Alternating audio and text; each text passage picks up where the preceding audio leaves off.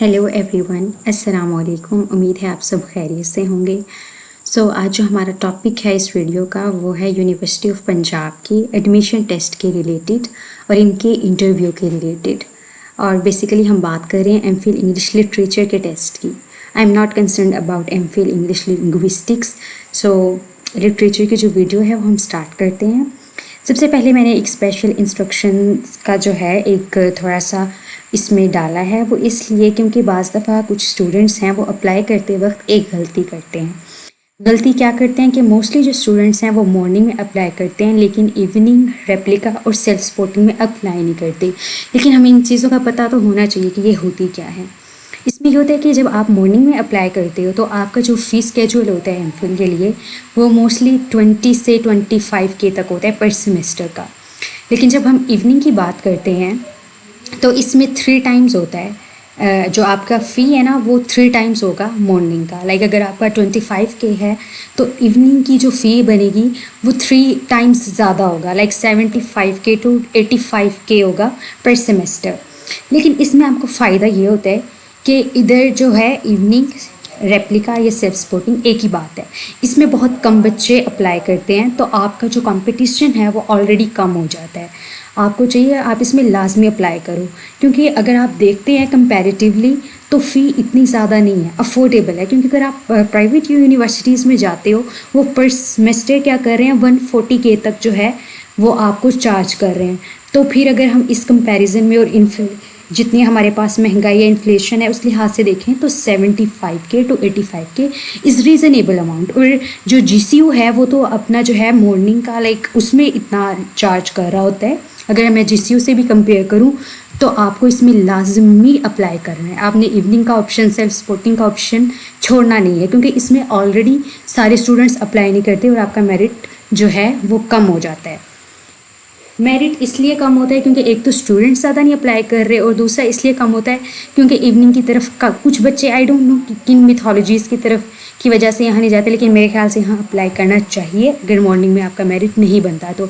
Sorry मैंने यहाँ time बहुत ज़्यादा वेस्ट कर दिया आई थिंक, लेकिन I think this is an important thing, क्योंकि काफ़ी बच्चे जो होते हैं उनको बाद में पता चलता है कि ऐसा सिनेरियो भी था।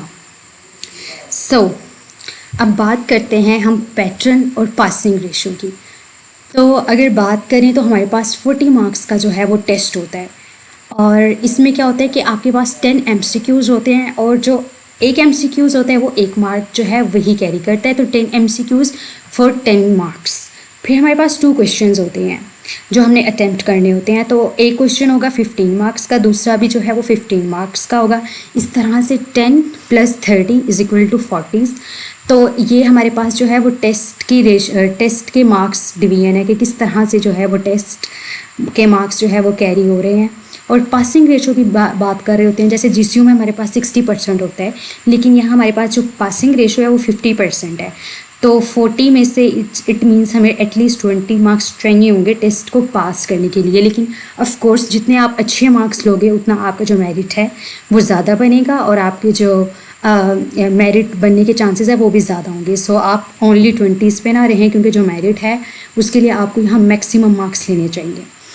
और फिर यही है कि जिन स्टूडेंट्स के मार्क्स 20 से प्लस होंगे उनका जो है इंटरव्यू कॉल आएगा। लाइक कॉल तो नहीं आता, आपको मेरिट लिस्ट जो है वो इशू कर दी जाती है वेबसाइट पे और फिर जिन बच्चों ने टेस्ट पास किया होता है उनको इंटरव्यू देने जाना होता है। और इंटरव्यू में क्या होता है, इंटरव्यू जो है वो 10 मार्क्स का होता है।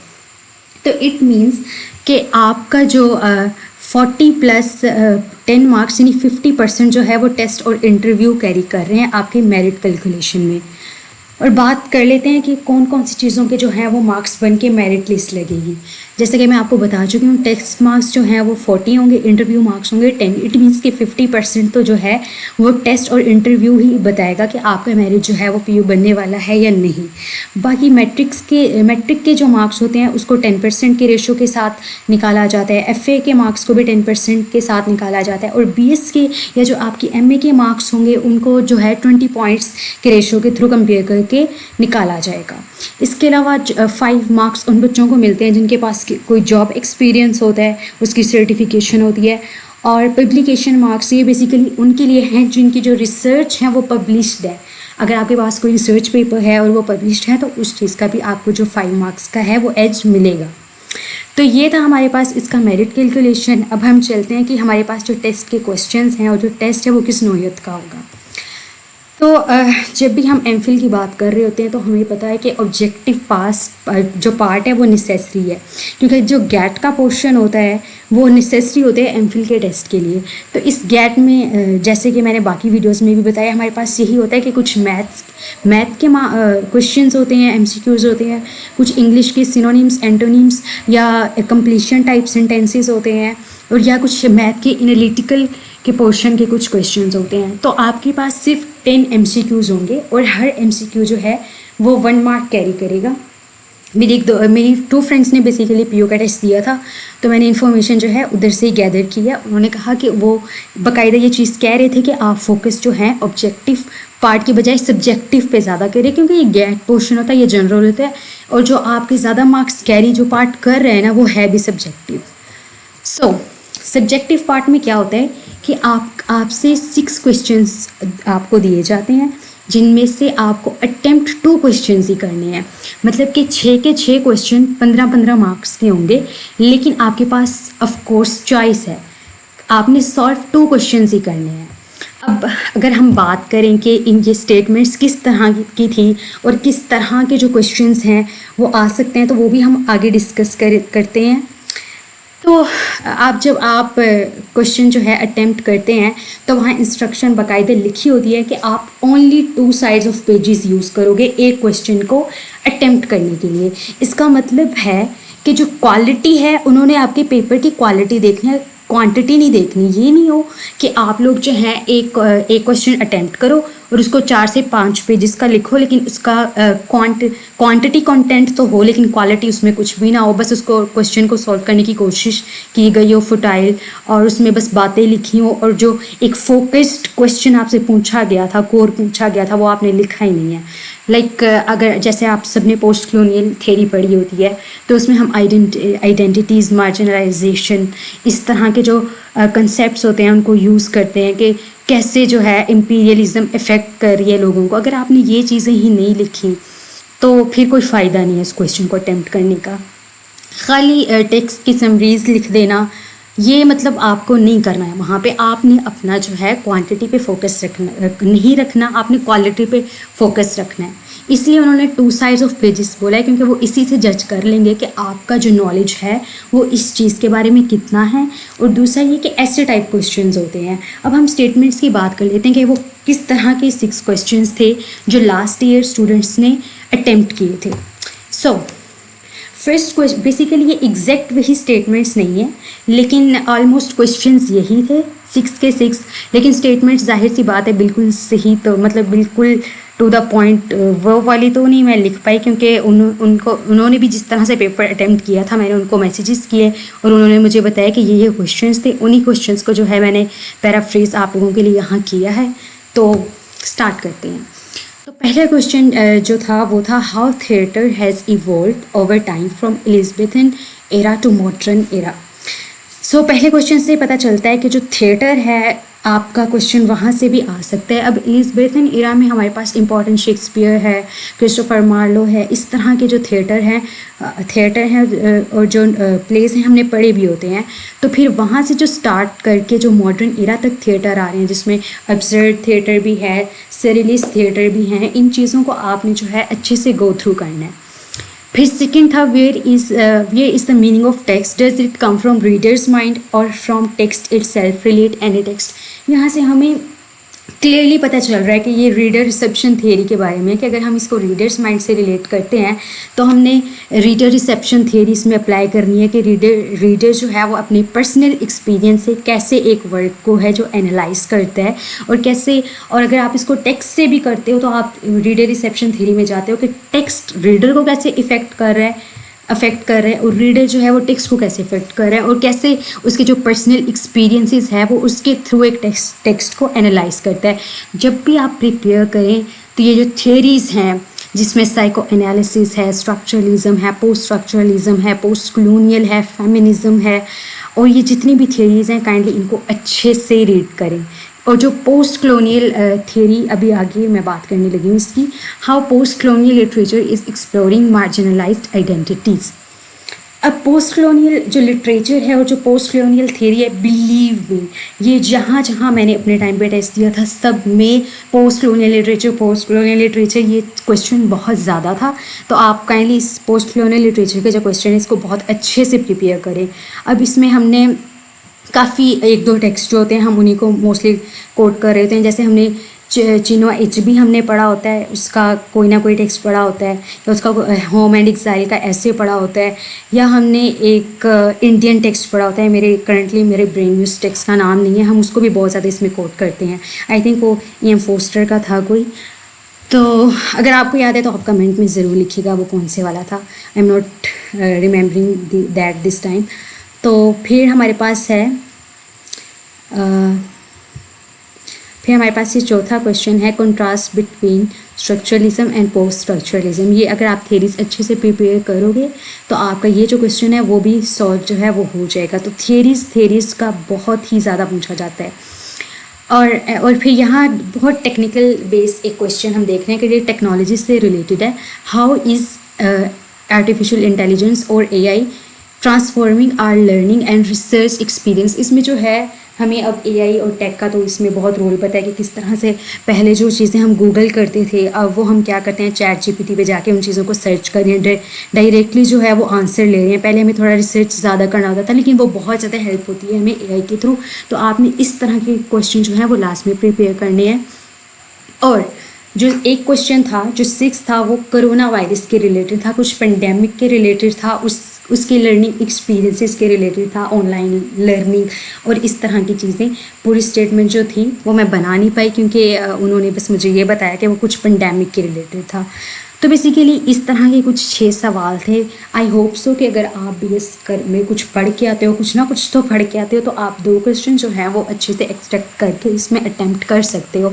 सो आपका जो फोकस होना चाहिए वो थिएटर पे होना चाहिए, थियरीज़ पे बहुत ज़्यादा होना चाहिए, और कुछ ऐसे क्वेश्चंस, कुछ टेक्नोलॉजी और जो हमारे करंट अफेयर्स आजकल चल रहे हैं उस रिलेटेड भी आपका जो है कुछ ना कुछ प्रिपरेशन होना चाहिए कि आप जो करंटली जो सिनेरियोज़ हैं इन्फ्लेशन के हैं, इन चीज़ों के हैं, उनको भी प्रिपेयर करके लास्ट में जाएं।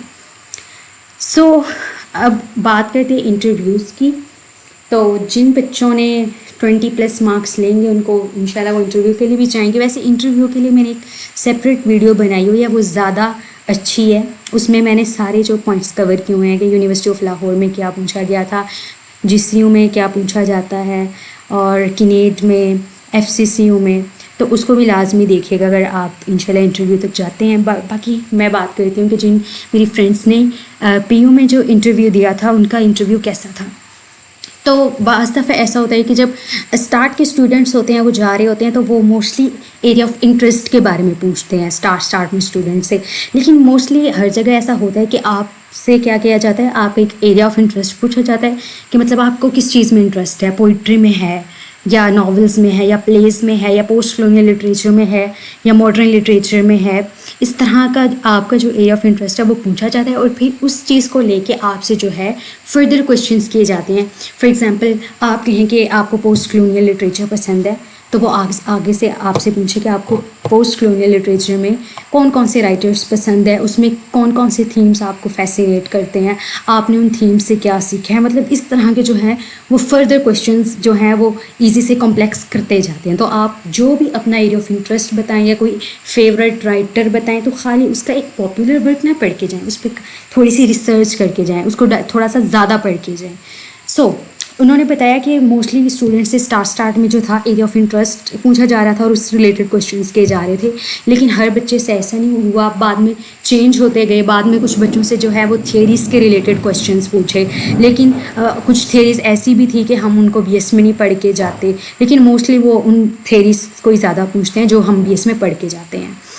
फिर उन्होंने खाली थियरीज़ पे और एरिया ऑफ इंटरेस्ट को ही फोकस नहीं बनाया, जो आपने पेपर सॉल्व किया था उनके पास वो पेपर्स भी होते हैं कि आपने क्या चीज़ सॉल्व किया, कौन सा क्वेश्चन सॉल्व किया है। फिर वो मोस्टली पेपर के रिलेटेड पूछते हैं कि आपने पेपर में ये वाला टेक्स्ट कोट किया हुआ है, अगर आप इसके पास ये टेक्स्ट ना होता तो आप और किस टेक्स्ट को कोट कर सकते थे। लाइक हमने पीछे क्वेश्चन देखा कि रिलेट एनी टेक्स्ट। सपोज आपने एक टेक्स्ट रिलेट कर दिया है, लेकिन आप जब इंटरव्यू के लिए जाओ तो वो कहेंगे कोई और टेक्स्ट है आपके ब्रेन में कि आप उसको भी इस आंसर में रिलेट कर सको। तो और जो पेपर में आपने क्वेश्चन अटेम्प्ट किया था उसको भी ब्रेन में रख के जाए इंटरव्यू के लिए।